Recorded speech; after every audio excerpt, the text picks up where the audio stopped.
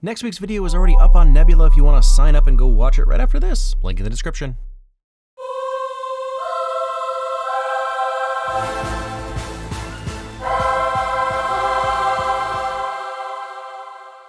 The quantum realm is still looking dope AF. And here is Michelle Pfeiffer de-aged again, but it's flawless because she's a perfect ageless human with zero flaws. This is what, 20 years ago? But modern Janet looks almost exactly the same. No flaws. Dope AF, but nope, not for me. I like to be able to see my monsters coming. More of a snail, slug, horse kind of guy. Although Julia said no when they came on screen, so not a wife win. Hey, we can't agree 100% of the time. Scott, you're a divorced ex-con. How are you an Avenger? I have to give Peyton Reed credit for always knowing how to play to strengths. Paul Rudd narration questioning his very place in the MCU is exactly what he should be doing. Can you take a picture with my dog? E, or Mark Oliver Everett from the band Eels, whose father, Hugh Everett III, came up with the many worlds interpretation of quantum physics, which is essentially the multiverse theory. Also, fun fact, people really do ask Paul to take pics with their dogs. Thank you, Spiderman. That little pause at the door, probably not worth saying anything. Also, of course I think you should leave guy would get confused since no one in the universe knows Spidey's identity anymore. Everybody has Nanotech now, which is fine, but also, what a perfect song to be playing that I'm sure brings the other two of you right back to Nick at Night watching reruns of Welcome Back, Kotter. They have more in common with Spidey than I realized. Scott's cover is only rivaled by I'm America and So Can You. I was thinking that the real City Lights would never have a superhero do a reading there, but then I realized that the real City Lights let them shoot a superhero movie there, so I stand corrected? Side note, great translated literature section in that shop. There's always room to grow. Dang, that's good. It's supposed to be cheesy, but like, solid. Cassie, what happened? Sign here. Oh, you know, just jail stuff. As a child, I love it. As a parent, absolutely not. Tell me what happened and watch that sass. You shrank a cop car? Based Cassie. Teenage Lee would be in love. JK, Teenage Lee was a narc. Some of us get better with age. I just think you should get to have a normal life. A guy dressed like a bee tried to kill me in my room when I was 6. I've never had a normal life. Solid point, and also a nice sneaky way of reminding the viewers about Darren just in case he shows up at some point. Saved $8. Ah, good to know that while Hope is trying to change the world and feed the hungry, Hank is using the tech for more, let's say, frugal reasons? Character continuity all around. You know, Mom, you can talk about it. Sweetheart, I spent 30 years down there. I want to live right now. Moms, they love to deflect. What are you three up to? Science. With ants. Ant science. A+ delivery here. Literally no notes. You know how dangerous the quantum realm is. We all do, Mom. Nobody's going to the quantum realm. Julia hadn't seen the trailers and actually didn't even know the name of the movie, and it was at this point she said, wait, is this whole movie gonna be in the quantum realm? She didn't know and she had to shift her expectations, so good reverse psychology way of letting us know that. You're sending a signal down to the quantum realm. I honestly love these moments in movies. The "you weren't supposed to help her" line in The Ring. You think things are maybe calming down for a sec, but instead everything is about to go bananas. That look. Hope realizes there's no escape, so she commits and turns her suit on while Scott is still trying to keep Cassie out. Obviously he lets go, but he fought to the end to protect her. MCU ingenuity, thinking on his feet in respect to his powers. I guess at this point nobody should be surprised by anything in the MCU, but it still would be kind of a mind blower to think you're going to a place you assume won't even support life and there's a flying craft there. Imagine escaping the quantum realm, then having to get coffee with a friend and have them complain about it not having enough cream or something. Nothing would mean anything. In the meantime, look around. It's beautiful. All right, we're outside. It's like we're camping. We love camping. Paul Rudd is a national treasure. Can't get him down. Optimism. I don't think this is a son! Astute observations. New favorite MCU character right here, at least visually. I've studied the quantum realm for years. Why didn't I see any of this? You weren't able to look deep enough. Not through the void and subatomica. Solid one-sentence exposition. It's that kinda shrug and go, yeah, cool type retcon. And who's gonna complain about this? Hey, so Michael Douglas is either drinking from some fountain of youth or has a very, very, very talented plastic surgeon. I mean, he looks younger and healthier now than he did when they de-aged him in Ant-Man. But like, not weird younger, like, he looks really good. I'm saying he looks really good. I mean, his head is a thick glass jar with a star in it. How is he not everyone's favorite? Drink the ooze!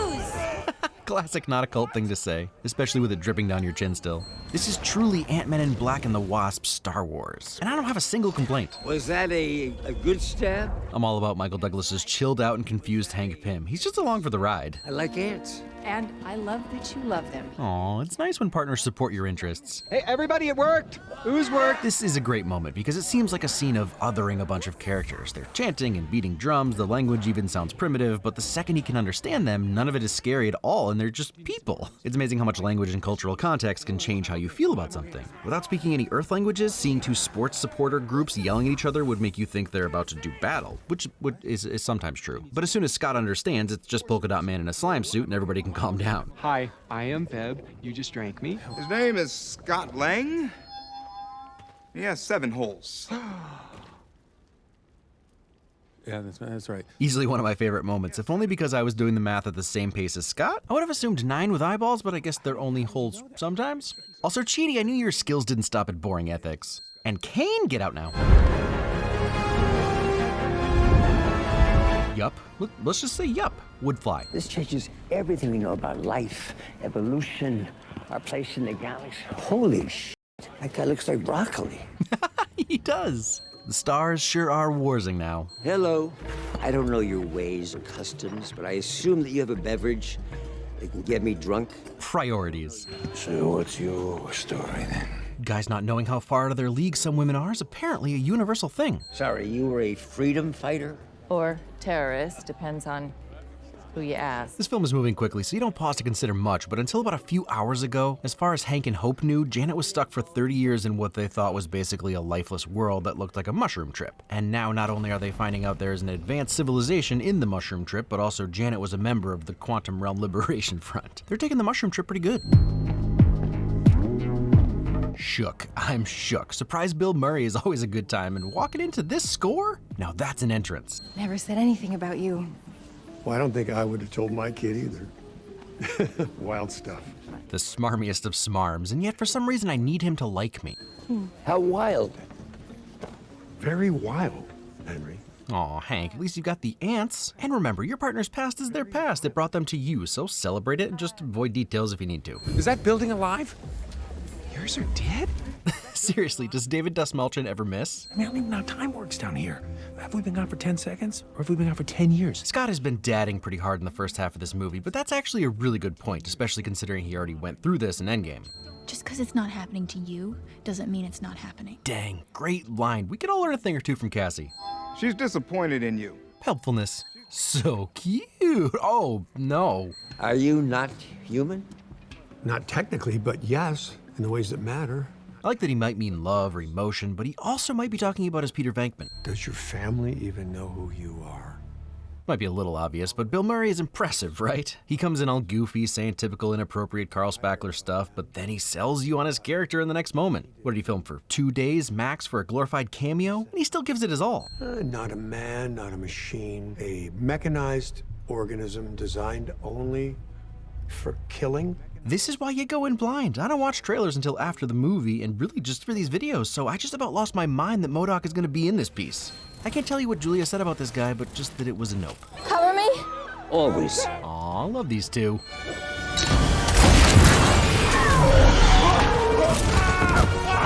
Come up, it's still so cute. You'll be great. It's like flying a bike.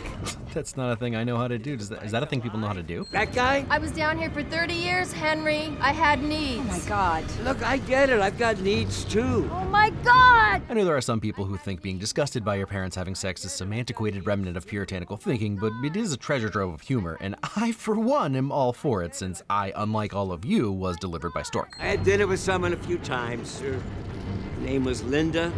It didn't work out. What went wrong? She wasn't you, baby. Aw, I love these two. Seriously rising the ranks of my favorite couples in the MCU. Also, writer Jeff Loveness said in initial brainstorming for the film, they had planned on having Linda show up with Jennifer Coolidge as the dream casting. So Hank has game. Sharon Stone, Daryl Hannah, Glenn Close loved him so much she tried to kill him, and now Michelle Pfeiffer? Really hitting that the bad guys get all the cool Tron tech, but still Tron tech. Whoa, the effect of what that staff does. I've been thinking about this, and do they disintegrate like that because they're already as small as particles can be? I like that. I mean, it sounds like he's puking when he uses his laser face. You see what I did? You see what I did? No. You're like this small. I jumped in half. More dadding. Welcome back to the quantum realm, Scott. How can something be so stupid and awesome at the same time? Oh, everyone hated it. I'm alone in this. I don't care, it's awesome. Nice to meet down here. Wait. Darren? Surprised to see me? Yeah? Honestly, I might like this reveal better than the reveal of Thanos at the end of Avengers. Not just Modok, but Darren too? A squished Darren, but it's still Darren. There's only Modok! Sorry, Modok. Huh, so it actually makes sense. His body shrunk when Scott messed with his stuff, but his head stayed a little bigger. Neat. Look at his little Modok butt. A little bit like a Bjorn. Can attest. His ship was neurokinetic, connected to his thoughts. Neurokinetic ship sounds tight, but not if it's keeping my memories in there. Narc ship. Who is Kang? Who I need to be. So, Kang has some pretty baller and also twisted lines right away. And then, what are you going to do? Win. Also, they nailed his fit, love the mask. I know we'll bounce back again, but I love a brightly colored suit that doesn't have to pretend like it isn't green and purple. And how many worlds will die? Not yours. She'll never know. Ah, you clearly don't know Cassie yet, do ya? Just because it's not happening to you doesn't mean it's not happening. It's nice to finally see Kang's power and precision. Anti-stormtrooper aim for sure. Also his temper. You are not alone now. Solidarity. You're an Avenger. Have I killed you before? That's just the most ominous line said so casually. Do not speak when I am in the room. Solid moment of showing us both that Kang is unhinged and also beginning our touch of sympathy for Modok. What's coming? Me. A lot. Of me. So we know that this is true, which is funny because the Conqueror is obviously a bad guy, but who knows, the best chance for Earth and the Avengers may have been letting him do his thing. I will kill your daughter in front of you, then make you relive that moment over and over again. But yeah, starting to see why the Kangs are the next phase's big bad. You're out of your league, Ant-Man. Never heard Ant-Man as an insult before. And look, he says what we've all been thinking. Ant-Man is rad, but Kang is an all-time bad guy. You know, Scott has come a long way. No hesitation, just jumps into a scary ball of light and glass without thinking twice. A real hero. I'm sure this was also in the trailer, but I wouldn't know, so I was stoked in the multiplicity moment. It's a probability storm. Every choice you could make existing all at once. And it's amazing what Rick and Morty has done for the zeitgeist. 10 years ago, I'd be like, it's a what? But now I'm like, sure, makes sense. If you hit a probability storm, you're gonna bump into the other versions of you who made other choices, obviously. And if you're lucky, a fourth dimensional scrotum will save you. Oh, we're all gonna die. And just in case you didn't know, yes, Jeff Loveness was in fact a writer on Rick and Morty. Why am I here? That's a fair question. Is spaghettifying people a normal thing with multiverses? Did his dad write about that? Because that's now 2 MCU multiverse movies where someone becomes pasta. And now I'm hungry. Wait, 3 if you count Mantis and Infinity War.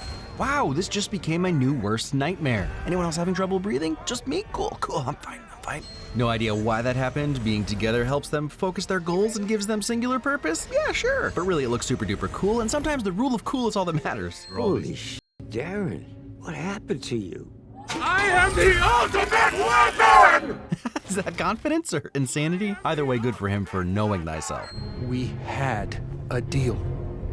She'll be fine without you. It's interesting that Scott really might have given it to Kang if he let Cassie go. Kang could be out conquering, but he's altering the deal, and we should pray he doesn't alter it any further. I mean, I know it's the kingdom of a genocidal authoritarian madman, but Kang's city looking like a real Coruscant utopia. An EGA for Loki is kind of impossible because it would be 70 hours long, but always loved how they showed timelines and divergent timelines in that show, and now they're using the same visualizations in this movie. So the multiverse. And it was dying. Again, he's a bad guy. He does bad things, even in this movie. But is he wrong? Methinks not. And that always makes for an interesting villain, especially when everybody looks back at these events and all the Avengers are pissed at Scott for screwing them. You started a war. And now you want to wipe away any universe that's a threat to you. That's what monsters do. That's what conquerors do. Ah, see what I mean though? Bad guy. And tomato, tomato, not a whole lot of conquerors who weren't monsters. It's kind of part of the package. Ingenuity. Risky to make an opponent giant, but fortunately instead of Giant Man, he's Squish-man. 100% need to visit that advanced ant city and maybe live there as like their pet. Could be nice.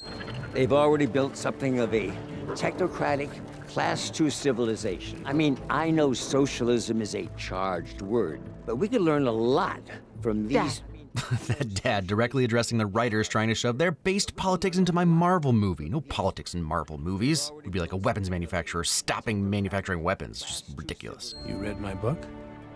Every goddamn word. Aw, these two. Wholesome. Learning stuff from your dad. Sorry I got your people hurt. How can I help? This really struck me because the "I'm sorry I was responsible for this bad thing that happened to you" is always followed up with, "But right now I need your help to XYZ." And instead, Cassie offers her help. Love it so much. Wow. Let's hurt him back. Damn, you're cool. True, she is. Also, Katie O'Brien, who plays Gentora, is a black belt in Hapkido, which means not only is she cool, I'm also scared of her. History is not written. It is forged. I love how much of a douche she is. Show me your business card, Kang. Hey, how are those tech startups doing? We conquer eternity. Okay, but still really scary. Also, I'm not saying if you have a tech startup, you're automatically a douche. But if you're worried you might be, talk about it 50% less to strangers and don't do giant hologram speeches. Hey, it's that confident veggie. Oh, he has too many eyes. I think I found the signal. Mom's gotta be there too. Let's go! I'll drive. Hank is finally getting into the groove of this world. Your dad's not here, Cassie. But I guess that's not a big surprise. Oof, low blow, Modok. Huh, low blow, Doc? I'm drunk. I mean, there's some science to do here that I'm kind of glad they didn't do, because Giant Man at this point is still microscopic, subatomic even. But I guess if the gravity in the quantum realm is similar to Earth, beginning would be like this. All right, maybe they did do the science. We're good. Kang! We had a deal! Again, Kang, you could have been out. This is on you. Next time, try being Kang the deal honorer, Kang the sticks to his word guy, Kang the promise keeper. Nailed it. Creepy alive buildings to the rescue. Burn it all down! Veb for president. What is the bridge code? I'll die first. 18147. Damn. It's kind of absurd what a leg up having a telepath in your crew would be, although a half-metazoid with psionic empathic powers wouldn't be the advantage you might think. Star Trek wins!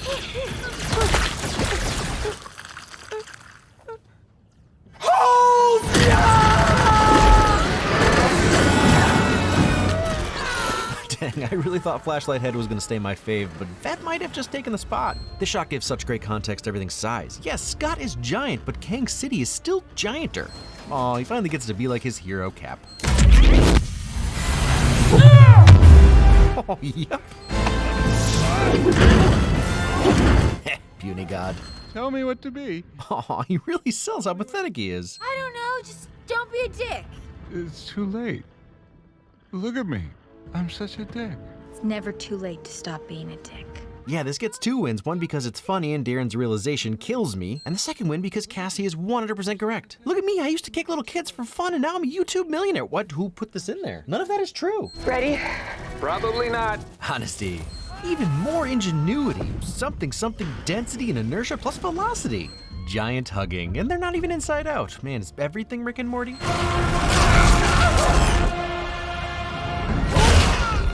I guess they were right to end Kang the Triumphinator. Ooh, can't beat a good slide tackle. Moments like this remind you of how formidable Ant-Man and the Wasp actually are. They can really wreck some fools, just not Kang the Vanquished Bro. It is fun watching them try though. Well, that's just about the saddest thing I've seen today. I am Kang! You talk to ants! Kang the Conquerors Rex has a point, but also I wouldn't underestimate the ants. Holy cow, what an entrance and what a duster. Big boss Indiana Jones James Bond mofo coming on the stage. Badass good guy. I'm sure I'm reading into this too much, and it's just a second, but this is my show, gosh darn it. And the look that Hank and Kang give each other makes me think that Kang has actually fought a different Hank in the multiverse before. They haven't seen each other in this film yet, and I feel like the look Kang gives is a bit of a you again? Anyway, my point is hire me as a writer, Marvel, but after the strike, Leo Scab. Gotta love that the ants split up into different sizes to deal with different enemies. My name is Darren, and I am not a dick! Love the self-affirmation moment from Darren. JVN would be so proud. And even though Kang the Dominationator Maximus gets taken out by ants, remember that while he's super smart, he's mostly powerful because of his tech, which he gets from the future. And I'll give them a pass because these are 1,000-year-old super being ants, so in theory they could actually have tech that could take on Kang. Plus, there's kind of a lot of them, and I doubt they'll be around next time. Also, he held them off for a while, but wasn't expecting Modok to stand up for himself. Darren? I hope you changed your hair. Aw, look at our observant little guy. Astute observation, some might say. And at least I died an Avenger. Yeah, Scott is such a sweetie. If Thor were here instead, he'd immediately correct Darren and then tell him to go work out or something. a lot has happened today. I know every YouTube critic hates these lines, but I'm here to shamelessly say I still love them. Why wouldn't he comment on the insanity of the day? He would, I would, you would, and when he does, it gives me a sigh of relief and also connection to the characters. So everyone just chill about that just happens. Thanks, buddy. Politeness. I want you to remember, you could have gone home. genocidal, and a gaslighter, remember Kang the Vanquishtopia the Great, you went back on your deal. I don't have to win. We both just have to lose. I mean, that is a badass line. Badass good guy right there. And if you're thinking, Ant-Man could take on Kang? Again, the tech of which he has barely any left, and what is left is malfunctioning. I mean, also Scott barely competes. The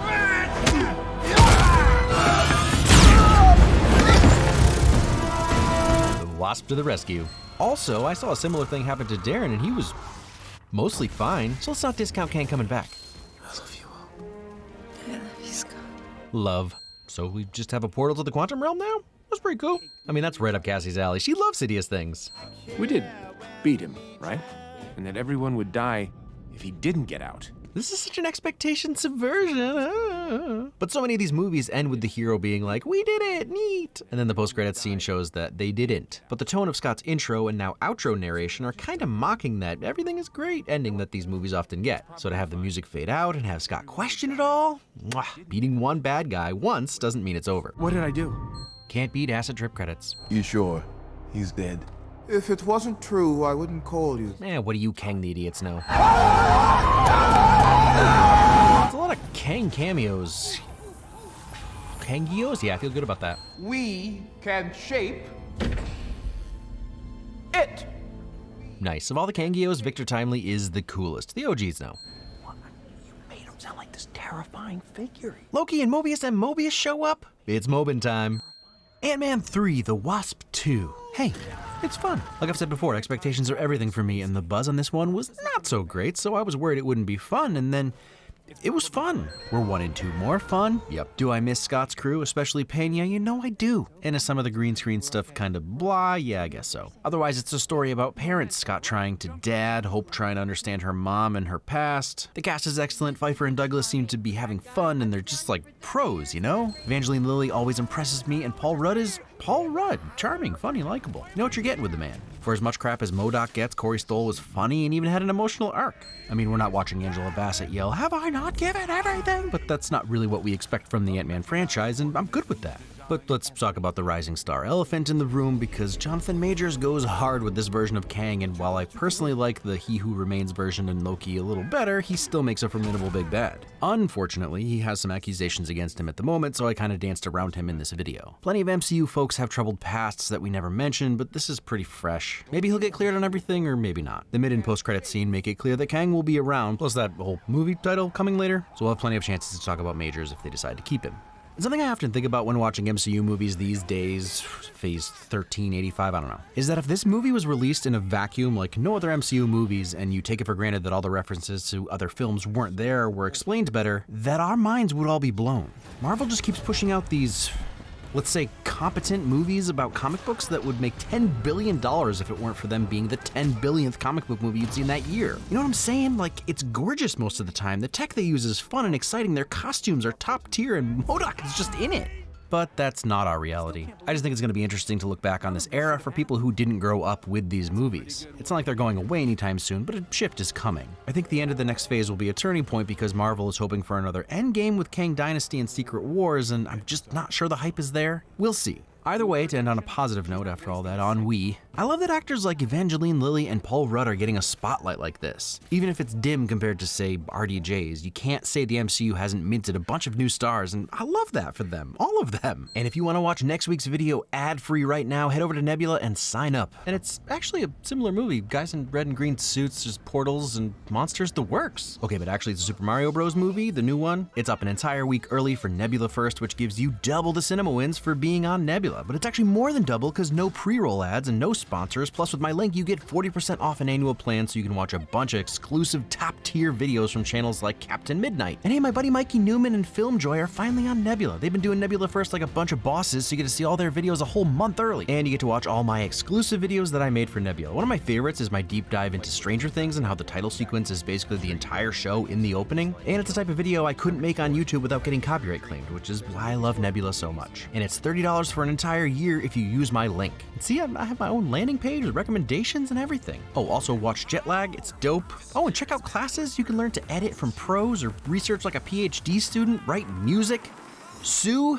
People from a lawyer? Nice, Devin. Look, there's a bunch of stuff you can only get on Nebula, and it's only getting better. Signing up is a huge help to me, but more importantly, it's an insane amount of exclusive content for $2.50 a month. Check it out. Thanks.